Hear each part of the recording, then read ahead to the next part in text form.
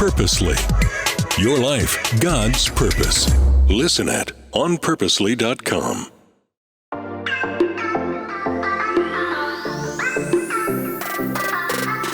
Hello, everyone, and welcome to the Gospel Tech Podcast. My name is Nathan Sutherland, and this podcast is dedicated to helping families love God and use tech. Today, I am super excited to talk with you because it is the beginning of a passion project of mine. So passionate I can barely speak. This is an idea I had. I pitched it to a couple friends, and they're like, maybe you should think about that. And then someone else approached me, and in talking about content we're going to be creating and how is Gospel Tech kind of moving forward and progressing our content, how can we be the most supportive and helpful to families like yours? I was asked, what are you really passionate about? And if my first passion is seeing young people reach their potential, that's my goal behind Gospel Tech, behind the other ministry, Flint and Iron, and the public spaces. I want to see young people hear the truth of the gospel and for God to be able to use that to just spark purpose in their hearts and recognize that they can live from their identity in Christ, not for their identity out there in something else. That's my first passion. My second then is for dads. And if I had to put a micro group on that, it's for nerd dads.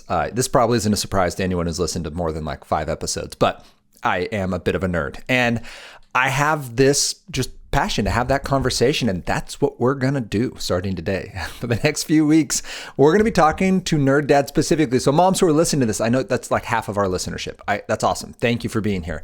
I hope that you're encouraged. Please still listen to these. Yes, I'm talking to nerd dads, but you're probably married to one. Like there's a really good chance, as you'll hear in today's episode, there's a really good chance you're married to a nerd. He may not identify as that. He may not even know that. It might not be words you guys have used, but you also might know that. And it may be a regular part of your conversations. That is an area I want to work into because it's one I get asked about a lot, especially when it comes to my testimony and my history with gaming. And like people kind of want me to step into their lives and be like, well, tell us how to do it. I'm not going to do that. What I'm going to do is I'm going to help delineate what this conversation is. What does it mean to be a nerd? What does that look like in terms of loving Jesus and being made new and in light of the gospel? And then what can we do out of that as nerd dads, as dads who are looking to raise young people in this world who love God and use tech? That's the space I want to step into. I am going to do this cautiously because I don't have all the answers. But the ones I've got, I think can be helpful and encouraging. So that's where we're headed. If you have any questions or comments as we go through this, questions can go to questions@gospeltech.net. Send me an email or direct message, Instagram, Facebook, at Love God Use Tech.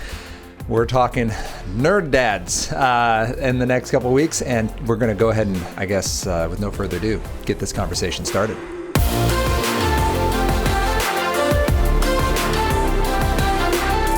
All right, Nerd Dads, episode 1, here we go. And by the way, I don't have like a fancy title yet. I'll work on that. The smarter minds than myself are working on how to make that. But the concept here being, how do we talk to nerd dads and raise up kids who love God and use tech? So nerd dads, number 1, here we are. Really what I want to address with this is, what do we mean by nerd? Who am I trying to talk to when we say that? And what should we know? I think if we can get through that today and we've set this stage, then I believe just having that conversation is going to equip some people, some wives who love people in this situation, either their own children or their spouse or both. Some husbands who are attempting to make sense of these kind of draws of their hearts and determine where is it appropriate and where is it not. And some young people who are yet to be married, single individuals, boys and girls, who are processing the desires and the amazing wiring that God has given them for certain aspects of life that maybe outside the pale of regular standard amazement. And what I mean by that, I'll make clear. But some of you guys are wired, and ladies are wired for very unique work that God has put into you, and the category of nerd fits.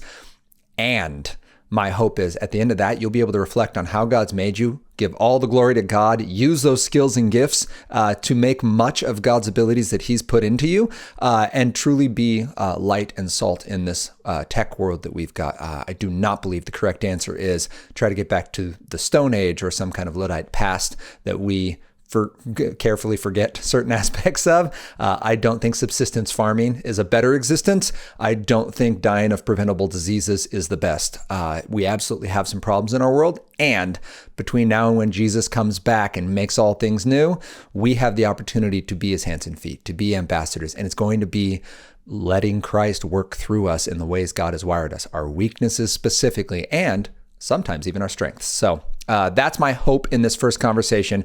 Future conversations is going to be things like, how do we model healthy limits for our children? Like, what does that look like for us to live out and for our kids to experience the wonder and the awe, but not to get consumed by it as a goal in itself? So that's kind of the big picture. Again, I'm trying to take this deliberately because I don't want to be heard as trying to fix people. I want to be heard as someone who's passionate about this and wants to see you all see what God has called you to do, have, and be in him. So, all right, number one, what do we mean by nerd? I made a huge list here, but I'm going to share just a little bit of it. When I say nerd, this is the big picture, 10,000 foot view. You've got a niche that you find for the spectacular. It isn't just technology at this level. Everyone's got this. Every single person on the planet who isn't dealing with like a large amount of scarring or issues. We can be traumatized, I think, into kind of shelling ourselves away from amazement because it's too much emotion and we just want to be factual and literal. And like, we want to try to avoid anything other than just the black and white issues. But barring that, all of us have been designed for wonder, for seeing God in nature, for being amazed by things bigger and so much smaller than us, whether that's our children or whether that's studying biology or the universe, whether it's reading stories or watching shows. Like, we're amazed. So, for example, you are going to find amazement in books or games or sports, in nature or hiking or exercise, in cooking or art or mechanical workings of things. Some examples. I have a neighbor who is a nerd about motorcycles, specifically classic motorcycles, and fixing them and restoring them. And he could talk about restoring engines and pistons and like all things motorcycles till his lungs give out. Like, it's something he's very passionate about. That is a nerd. That is finding amazement in something very, very specific that for those of us who know nothing about motorcycles, we're like, I can listen to you, but I can't participate in this conversation. And generally a nerd doesn't care. Like, they just want you to be interested in what they're interested in, right? And that's true with people with books. That's true with people with fishing. When I wanted to take my boys out this year to learn fishing, I don't know how to fish. Like, I've been fishing, but it's always with people who know what they're doing. So I called up a mentor who is a nerd for fishing. He knows every kind of line and what a leader means and the different weights. Like, I was told by this size hook, by this ounce of weight, by this kind of line, like by this length of rod, we're going to go fish in a river for salmon. I live here in the Northwest. Salmon literally just swim in the rivers of my local town. And I wanted to go get in some of that. And so we went out and he had pre-tied 10 sets of leader lines for us. So every time I or one of my boys, but generally me, hooked one under a rock in this river and like it snapped off, great. Like, he showed me how to retie it on. Like, those are the people. It wasn't me having to hire a coach. Like, this is a man who loves fishing and who wants other people to love fishing. If you love something and want other people to love that, there's a really good chance you're a nerd. You find awe in it. You want other people to find awe in it.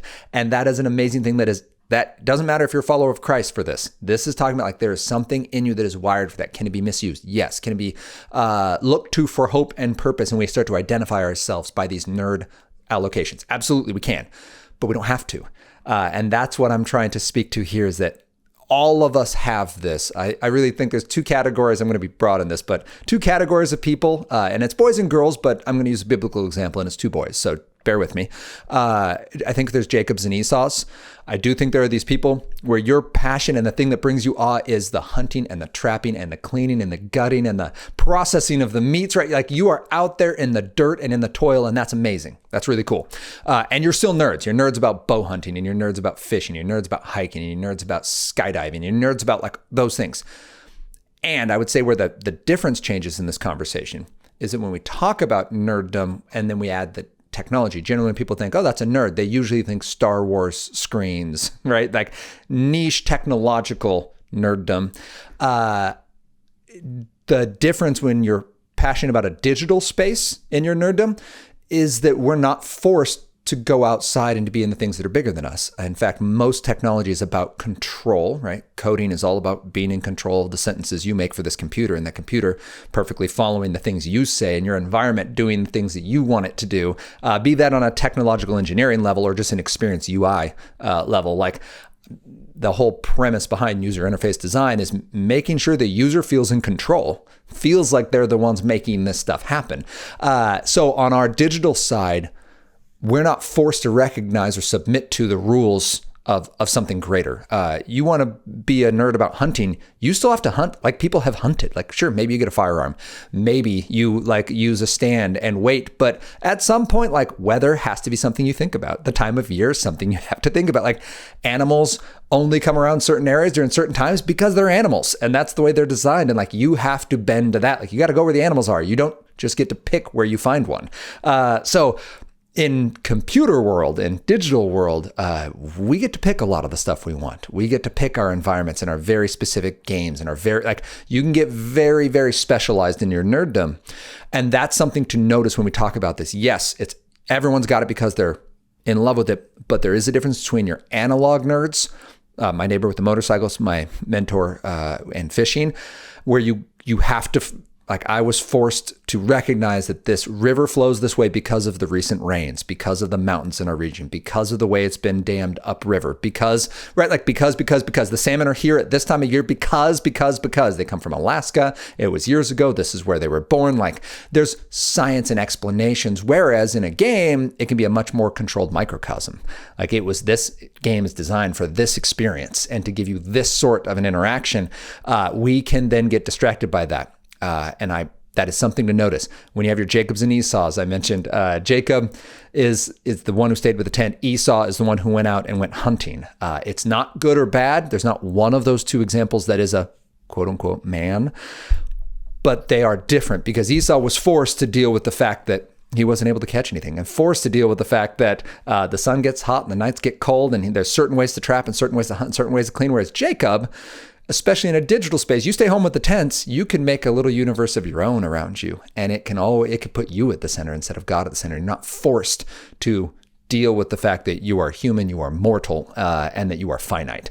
A lot of technology is actually there to promise us otherwise. No, you can do this forever. You can be greater. You can be bigger. You can be the best at everything all the time. And you're the only one competing because you're the only one in this game who isn't a character that was designed to be beaten.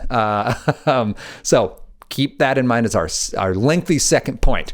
But the first is we've all got nerddom. The second is in the digital space. When we look at this kind of concept that I have in my head of Jacob and Esau's, that Esau's have these more analog nerddom, and then some of us are more of the Jacobs, and we pick the adventures that are still there. But as soon as digital adventures become an option, as soon as spaces designed for success become an option, we can get distracted by that, and we want to be deliberate with it. And I don't want to take this analogy too far with Jacobs and Esau's. I'm just trying to show that there are two kinds of people.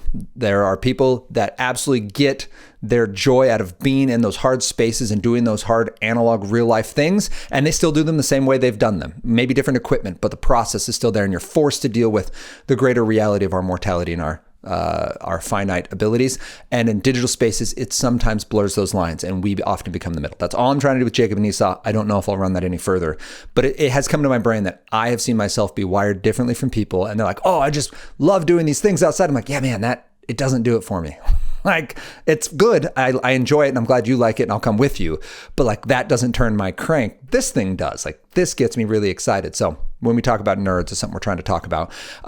There is a chance, excuse me, that you have experienced, if you are a nerd, and specifically the digital side now, I'm making that pivot to the digital side of nerd. Third thing, you probably have experienced Tolkien's understanding of fantasy and the escapism as a positive thing. Yes, it can be negative, but there is this recognition in the nerd of all varieties, and in the digital nerd specifically, that the world is not as it should be.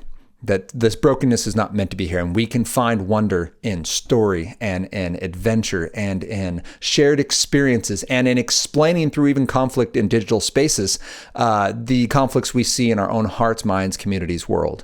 And so we use those to express and communicate these adventures and these conflicts and these greater stories. And that's beautiful. And that kind of escapism of looking through, as Tolkien describes, looking through the bars of the prison of this world to the world that we're being called to, and saying, that's more of what I want. I want to describe that and bring other people into that space. Again, I'm passionate about something. I want to share it with them.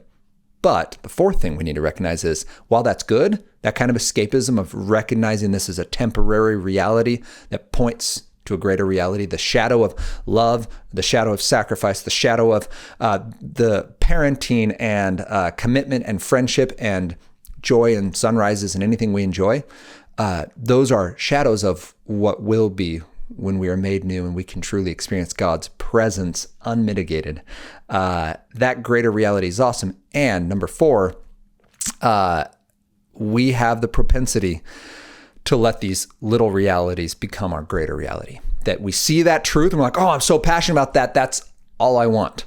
And now all of a sudden I serve the creation of this new reality. I want to make it happen now. And so instead of diving into the world God has called me to, Ephesians 2:10 says we are prepared beforehand for good works.